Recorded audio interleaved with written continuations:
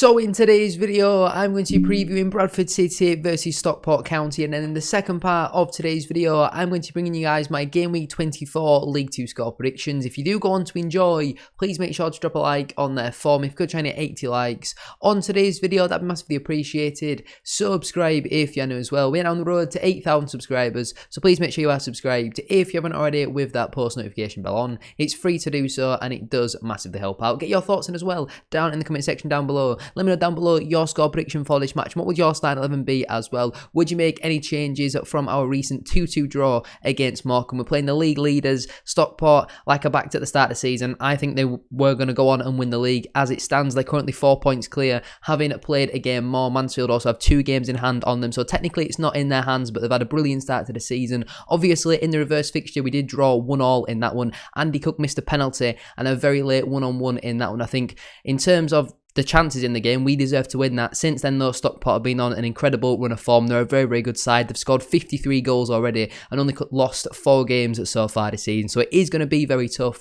Make sure to drop a like on there for me. Subscribe if you're new as well. And let's get into it. Channel memberships are now cheaper than ever, with Tier 1 costing just 99p. Tier 2 has been reduced from $3.99 a month down to $1.99 a month. And Tier 3 has been reduced from $8.99 a month down to just $4.99 a month. Your support, as always, is massively appreciated. And the more members that we have, the better the content will be. Enjoy the rest of the video. If we start out then with the current Sky Bet League 2 table, my team Bradford City, we currently sit 10th in the table. After 23 matches, we've got 9 wins, 6 draws and 8 defeats, scoring 31 goals and conceding 30, which leaves us on a positive 1 goal difference and 33 points. Our last couple of matches then have been a draw, a win, a win, a win and a win. Them last couple of matches then been a 2-2 draw at home to Mottram FC, a 3-1 win away at Doncaster Rovers, a 2-0 win away at Gillingham, a 4-0 win at home to Liverpool's under-21s in the Football League Trophy second round, a 3-0 win away at Forest Green Rovers and a 1-0 win at home to Accrington Stanley. If we compare that then to Stockport County, they currently sit first in the Sky Bet League 2 table. After 24 matches, they've got 15 wins, 5 draws, 4 defeats, 53 goals scored, 24 goals conceded, which leaves them on a positive 29 goal difference and 50 points. Their last couple of matches have been a draw, a win, a draw and a draw. Them last couple of matches have then been a 2-2 draw away at Barrow AFC, a 2-1 win at home to Notts County, an 8-0 win at home to Sutton United, a 1-0 defeat at home to Aldershot Town in the FA Cup second round replay, a 1-1 draw away at Mottram, a 2-0 defeat away at Wigan Athletic in the Football League Trophy, a 2-2 draw away at Aldershot Town in the FA Cup second round, and a 0-0 draw at home to Salford City. Now then, we're going to get into the team that I would go with if I was Graham Alexander. So we'll then line up in the same formation that we've been playing for a number of recent games under Graham Alexander, the 3-1-4-2. Now, it's clearly a formation that is working for us away from home. Is it the formation for us to work at home at Valley Parade? We'll have to wait and see, but I've stuck with it in this game.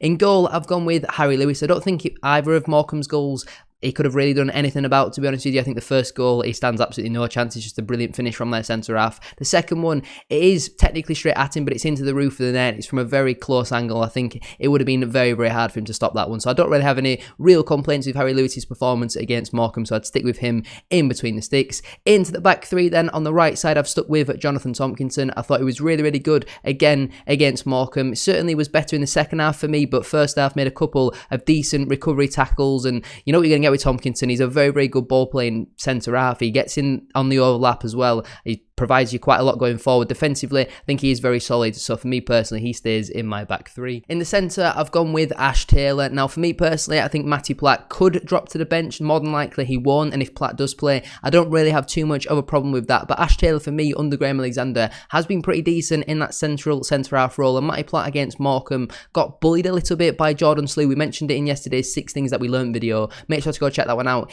if you haven't already. That Platt kind of didn't win as many physical battles as normal, and I think when you've got Ash Taylor in there, he certainly will. And when you look at, you know, Stockport's firepower up front, if they are going to go with someone like a Kyle Dutton, I think Ash Taylor could certainly be the man to try and accommodate him. And at left centre back, I've gone with Kieran Kelly. I thought against Mottram, probably his best performance in a Bradford City shirt. I thought he was really, really good, solid defensively, brilliant on the recovery, some great tackles when he had to defend 1v1 in the wide areas. I thought he was really, really good. Overall for me, a really, really solid performance from Kieran Kelly. He's distribution of the ball was very good. His assist for our second goal was fantastic. That cross was almost indefendable from a Morecambe point of view. It was an outstanding ball in, and for me personally, Kelly absolutely has to stay in this side. I thought he was brilliant against Morecambe. Into the two wing backs then. At first, on the right side, I've gone with Brad Halliday. He is the first name on the team sheet every single week. He's outstanding, and he needs to sign a new contract with the football club. We need to offer him one because I feel like he probably wants to stay with the club, and obviously all the fans will want Brad Halliday to stay. He's absolutely fantastic. Great to see him get his first goal of the season as well. Like I just mentioned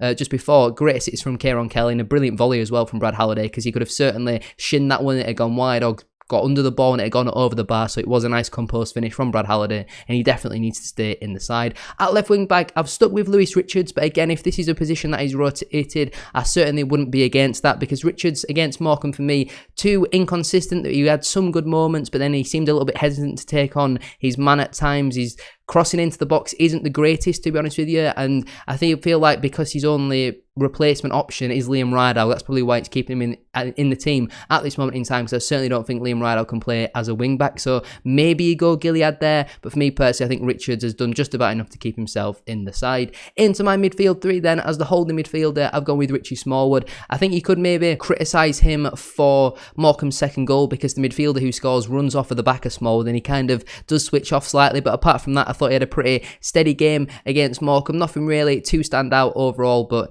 he's been very good for us under Graham Alexander, and I think he'll be very key for us in this match. Into my two at number 8s then. At first, I've gone with Clark Adore. Whoever plays in this position, it cannot be Emmanuel Sidibe. He was absolutely shocking at Morecambe and rightfully subbed off at half-time. Obviously, there are a number of players who can play in this role, the likes of Harry Chapman, Bobby Poynton, but with Jamie Walker and probably Alex Patterson out injured for this game, I'd like to see Adore get an opportunity. I think against Morecambe, obviously great for him to get on the score sheet once more, but again, similar to Lewis Richards, some really good moments and then some really frustrating moments, but this is what is going to happen with young players while they're still, learning their trade and all that sort of stuff. They are going to make mistakes, so we have to stick with them, but Clark Adore, I think in this position, could certainly be very effective, and partnering him in there, I've gone with Alex Gilead. Now, I considered dropping him, well, not really dropping him, resting him and bringing in Kevin McDonald, but I think Gilead, for me, he got actually quite a lot of praise in the recent game against Morecambe, and I was a little bit surprised by that, to be honest with you, because I thought quite a lot of the time he was looking tired. He was, hands on his knees, looking like he was blowing. I was surprised to see him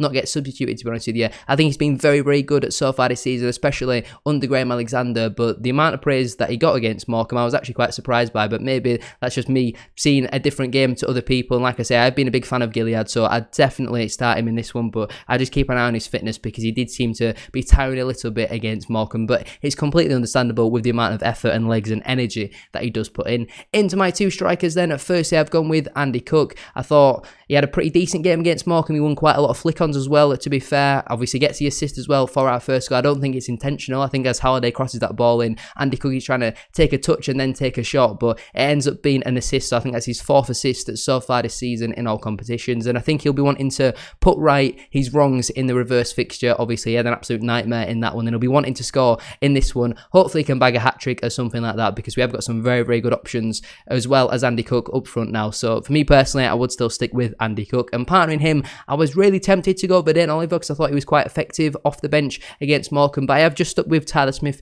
He has been on a pretty decent run of form under Graham Alexander. I don't think he was involved in the game against Morecambe all too much, to be honest with you. I certainly feel like he could have done a lot more to get involved, but it wasn't really a game for Tyler Smith because of how deep they were playing. The ball in behind for Smith wasn't really on, and he did have a couple of opportunities in there, and unfortunately they did go straight at the keeper. On the bench then for me, that'd leave Colin Doyle, Matty Platt, Liam Rideout, Kevin McDonald, Bobby Poynton, Harry Chapman and Lydon Oliver. The players currently unavailable are Daniel Yagoke and Jamie Walker, and I believe Alex Patterson as well, but don't quote me on that one. So the players who will miss out then through selection would be Harvey Rowe, Sam Stubbs, Emmanuel Sidibe, Adam Wilson, Rehan Tulloch, Chisholm Afoka and Matt Derbyshire. Now then, let's get into my Game Week 24 League 2 score predictions. Starting out then with AFC Wimbledon versus Colchester United, I'm going to back the Wombles for a 2-1 home win. Borough AFC versus Accrington Stanley, I think it'll be a comfortable 2-0 home win for the Bluebirds. Bradford City versus Stockport County, I unfortunately think will finish in a 2-1 defeat for the Bantams. Gillingham FC versus Sutton United, I think will finish in a 0-0 draw. Harrogate Town versus Tranmere Rovers, Tranmere recently battering Salford 5-1, so I'm going to back them for a 2-1 away win. MK Dons versus Crawley Town, I think it'll be quite high scoring. I'm going with a 3-2 home win for Milton Keynes. Mansfield Town versus Doncaster Rovers, I'm backing the Stags for a 4-0 home win. Newport County versus Crewe Alexandra, I'm going to go with a 2-2 draw. Notts County versus Mottram FC, I'm going with a 3-2 home win for Notts County. Salford City versus Grimsby Town, I'm going with a 2-0 away win for the Mariners. Swindon Town versus Forest Green Rovers, I'm going with a 3-1 home win for the Reds. And finally, Walsall FC versus Wrexham AFC, I'm backing the Welsh side for a 2-1 away win. But I'm going to leave it there then for today's video. If you have enjoyed, please make sure to drop a like on there for me. If you could try and hit 80 likes, as I said at the start of today's video, that'd be massively appreciated. Subscribe if you're new as well. We are on the road to 8,000 subscribers, so please make sure you are subscribed if you haven't already, with that post notification bell on. It's free to do so, and it does massively help out. Get your thoughts in as well down in the comment section down below. Let me know down below your score prediction for this match. What would your starting 11 be as well? Do you agree with my team? I think I've made 2 changes to my starting 11. Thank you all very much for watching. Have a great rest of your day, and I'll see you all tomorrow for the match day vlog. Peace.